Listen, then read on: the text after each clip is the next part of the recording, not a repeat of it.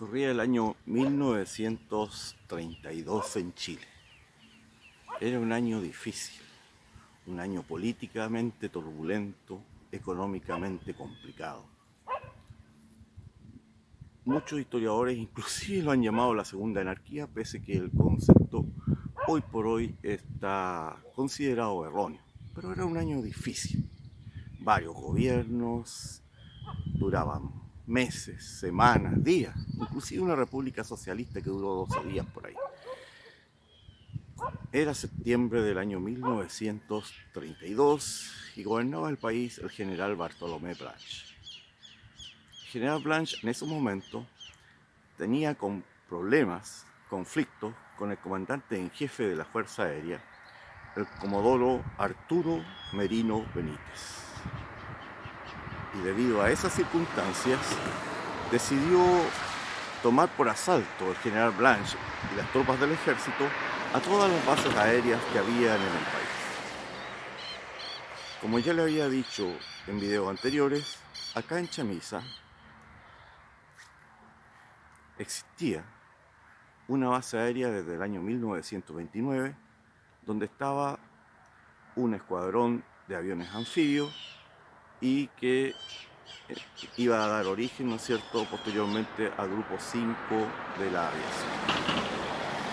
Era el 15 de septiembre de 1932 y se dio la orden al regimiento Caupolicán de Valdivia que enviara un destacamento a Chamisa de 100 soldados. No se confiaba en el regimiento Yanquihue, que tenía base en Puerto Montt, donde había muchos amigos, compadres de los aviadores que estaban acá en Chamisa, y se optó por enviar gente en tren desde Valdivia. Alrededor de las 4 de la mañana llegaron a lo que hoy podríamos considerar como un condominio que hay en la zona de los Altos de Coihuín. Era un cruce, de hecho vinieron en tren, era un cruce ferroviario, es una zona de curva donde se inicia o donde termina la cuesta Coihuín, depende si uno va subiendo o viene bajando, y en ese lugar los soldados desembarcan del tren y se dirigen rumbo a Chamisa por el puente, que en ese tiempo era de madera. Llegan hasta acá y alrededor de las 5:30 de la mañana tienen copada esta zona. Le piden a la base aérea su rendición.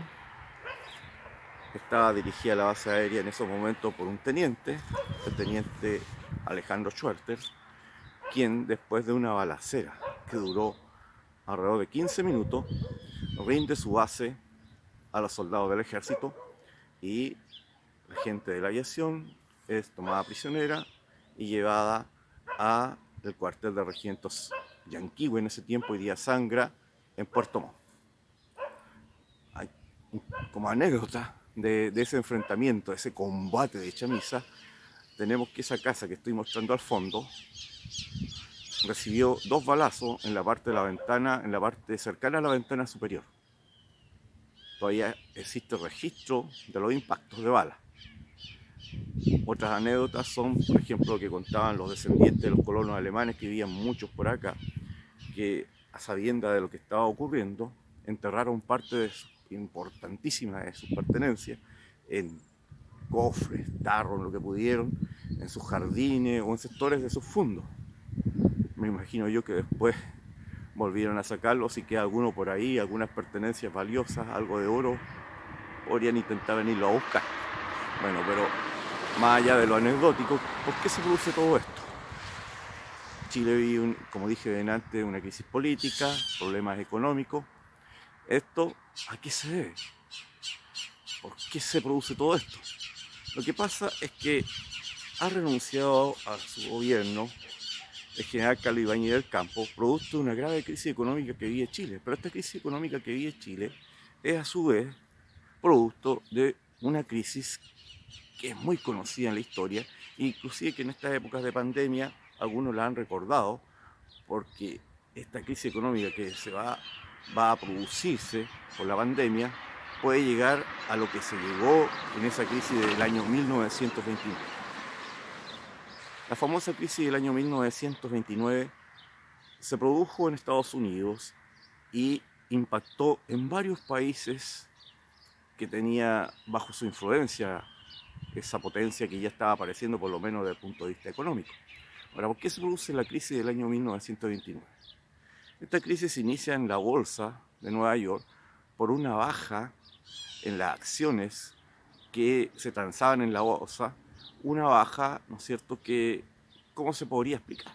Bueno, en esos años, en Estados Unidos, se vivía el boom de la especulación. Había 40 millones de personas, inclusive gente, como se dice, desde grandes empresarios hasta lustrabotas, que invertían en las bolsas de valor de Estados Unidos. ¿Por qué? Porque resulta de que dejaba grandes ganancias, entonces la gente pedía prestado dinero a los bancos y ese dinero compraba acciones y las acciones subían y subían y subían y se ganaban, ¿no es cierto?, miles y miles de dólares. Era el gran negocio, parecía que nunca se iba a acabar. Pero, ¿qué pasó? Un día, algunas empresas comenzaron, inclusive como anecdótico también contar que algunas empresas ni siquiera existían, solamente existían de nombre. Vendían acciones y eran empresas de papel, empresas que no existían. Pero bueno, la cosa es que alguna de estas empresas tuvo problemas y sus acciones, ¿no es cierto?, ellos los comenzaron a vender. Y al comenzar a venderse, esas acciones comenzaron a bajar de precio. Y al bajar algunas acciones de precio, las demás, en reacción en cadena, como se dice en física, comenzaron también a bajar de precio. Esto, más allá de lo económico, fue realmente un efecto psicológico. ¿Ya? Muchas personas comenzaron a vender sus acciones y al haber una sobreoferta de acciones, las acciones en general comenzaron a bajar. La gente de un día para otro se quedó sin los ahorros de toda su vida que habían invertido en estas acciones.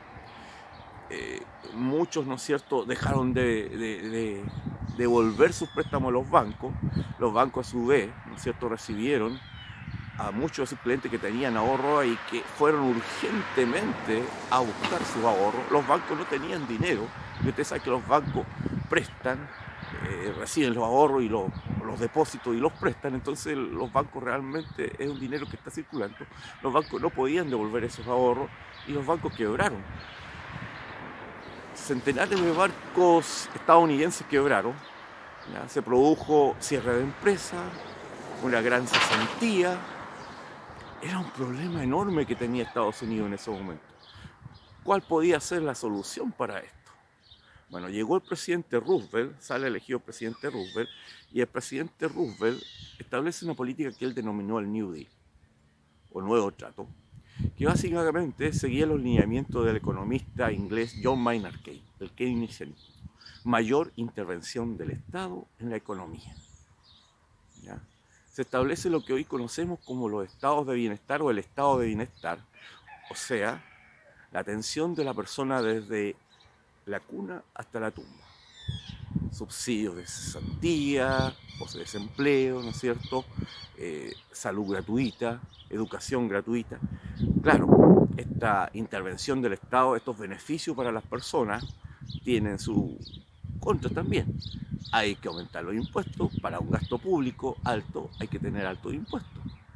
Y esto, ¿no es cierto?, es lo que genera lo que después de la Segunda Guerra Mundial se masificó en varios países europeos, que son los estados de bienestar, donde existe una economía mixta, donde el Estado regula el funcionamiento del mercado, la economía privada, el sistema privado sigue existiendo, pero el Estado tiene una gran participación, cobra impuestos muy elevados, ¿ya?